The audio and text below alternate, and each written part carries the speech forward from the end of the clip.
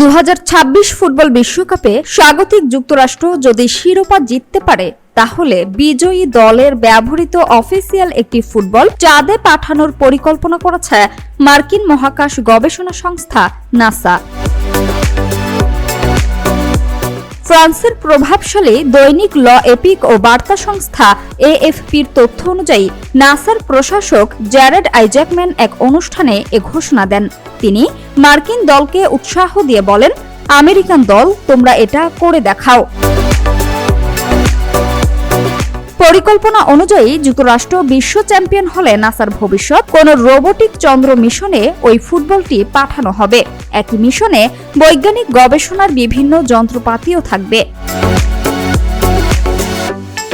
নাসার চন্দ্রাভিযান প্রকল্পের ব্যবস্থাপক কার্লোস গার্সিয়া গালান জানিয়েছেন, প্রযুক্তিগতভাবে ফুটবলটি চাঁদে পাঠানো কোনো কঠিন কাজ নয়। তার ভাষায়, ফুটবলটি হালকা হওয়ায় মিশনে অতিরিক্ত জায়গারও প্রয়োজন হবে না। তবে সবকিছু নির্ভর করছে যুক্তরাষ্ট্র দলের বিশ্বকাপ জয়ের উপর। এর আগে বিশ্বকাপের প্রচারণার অংশ হিসেবে একটি অফিসিয়াল ফুটবল আন্তর্জাতিক মহাকাশ স্টেশনে পাঠিয়েছিল নাসা। এবার সেই উদ্যোগকে আরও এক ধাপ এগিয়ে চাঁদে ফুটবল পাঠানোর পরিকল্পনা করছে সংস্থাটি। নাসার এমন ঘোষণার পর যুক্তরাষ্ট্র দলের প্রতি সমর্থকদের প্রত্যাশাও বেড়েছে।